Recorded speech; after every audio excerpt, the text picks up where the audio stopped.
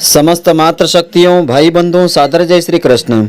अधिक मास में यह अधिक मास की पावन व्रत कथा श्रद्धा पूर्वक श्रवण करने से कई जन्मों के पापों का नाश होता है। भगवान श्री हरि की कृपा से सभी मनोकामनाएं पूर्ण होती है। तो मित्रों, आज आपको हम बताएंगे अधिक मास का क्या खास महत्व होता है और भगवान विष्णु जी की कृपा पाने के लिए आपको इस मास कौन कौन से कर्म करना चाहिए। तो मित्रों, पूरे वीडियो को आप ध्यानपूर्वक देखेंगे तभी इसका संपूर्ण फल आपको मिलेगा। तो अधिक मास को लोंद मास और पुरुषोत्तम मास भी कहा जाता है। तो शास्त्रों के अनुसार अधिक मास में दान और पुण्य, ईश्वर की उपासना जैसे धार्मिक कार्य करने से उनका पुण्य फल कई गुना प्राप्त हो जाता है। तो आइए अब हम जानते हैं अधिक मास क्यों यह 3 साल में एक बार आता है और इसका क्या खास महत्व होता है, साथ ही यह कब से आरंभ हुआ है और इसका समापन कब होगा, इसकी पावन व्रत कथा क्या है। तो हिंदू धर्म में वैदिक पंचांग में इस वर्ष की गणना और सौर मास और चंद्रमास के आधार पर होती है। एक वर्ष चंद्रमास की गणना के अनुसार 354 दिनों का होता है और यदि हम एक वर्ष की गणना सौर मास के अनुसार करें तो उसमें एक वर्ष 365 दिनों का होता है। इस तरह से एक वर्ष में इन दोनों की गणनाओं में 11 दिनों का अंतर आता है, जो कि 3 वर्ष में लगभग 1 महीने के बराबर हो जाता है। इसलिए चंद्रमास और सूर्य मास की गणना में संतुलन बनाने के लिए अधिक मास का समायोजन किया जाता है। हर 3 वर्ष में एक अधिक मास रहता है। तो वर्ष 2023 में सावन माह में अधिक मास के दिनों का समायोजन होने से इस बार 2 श्रावण होंगे, या यूं भी आप कह सकते हैं कि सावन 2 महीने का रहेगा। तो इस वर्ष अधिक मास का समायोजन सावन मास में हो रहा है। पुरुषोत्तम मास का आरंभ 18 जुलाई 2023 मंगलवार से हो चुका है। इसका समापन 16 अगस्त 2023 बुधवार को होगा। तो इस बार पुरुषोत्तम मास अधिक मास खास क्यों माना गया है? इस वर्ष सावन मास में पुरुषोत्तम मास का समायोजन होने से इस साल 2 सावन होंगे। तो सावन 59 दिनों का होगा, जिसमें 8 सावन के सोमवार और 9 मंगला गौरी के व्रत रहेंगे। सावन माह भगवान शिव जी को समर्पित है और पुरुषोत्तम मास भगवान विष्णु जी को समर्पित है।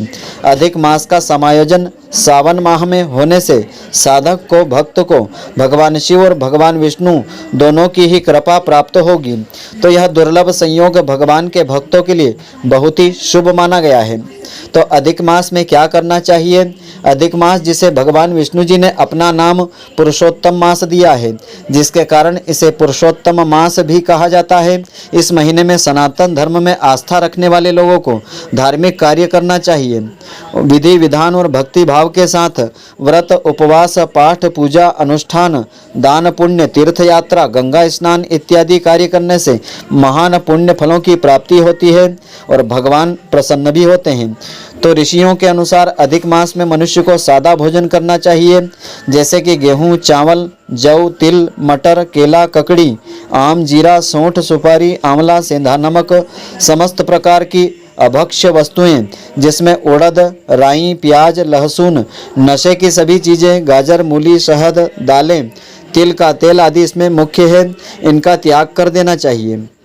पूरे अधिक मास व्यक्ति को व्रत करना चाहिए और एक समय ही भोजन करना चाहिए अथवा फलाहार करना चाहिए। प्रतिदिन स्नान आदि नित्य कर्म से प्रातःकाल निवृत्त होकर के इस मंत्र की 5 माला जाप अवश्य करना चाहिए। आप अपनी अपनी शक्ति, सामर्थ्य व समय के अनुसार कर सकते हैं। तो मंत्र इस प्रकार से है: गोवर्धन धरम वंदे गोपालम गोपरूपिणाम गोकुलोत्सव मीशानम गोविंदम गोपिका प्रियम। इसके अलावा संपूर्ण अधिक मास भूमि पर ही आपको शयन करना चाहिए। पलंग पर आपको शयन नहीं करना चाहिए, तख्त आदि पर शयन नहीं करना चाहिए। तो अधिक मास का महत्व धर्मशास्त्रों में इस प्रकार से बताया है।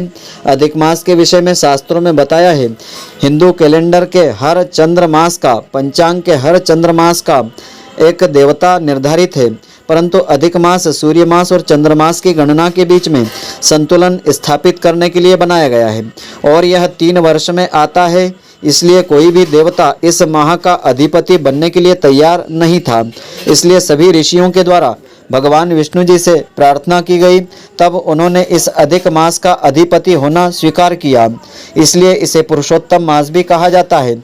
यह माह भगवान विष्णु जी को समर्पित है और इस माह में उनकी ही उपासना की जाती है।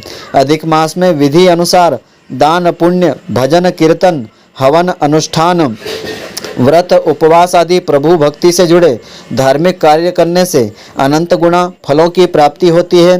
तो इस माह सुख समृद्धि की प्राप्ति होती है। जन्म कुंडली के समस्त दोषों का निवारण होता है, साधक के समस्त पापों का भी नाश होता है और वह अंत में वैकुंठ धाम को भी प्राप्त कर लेता है।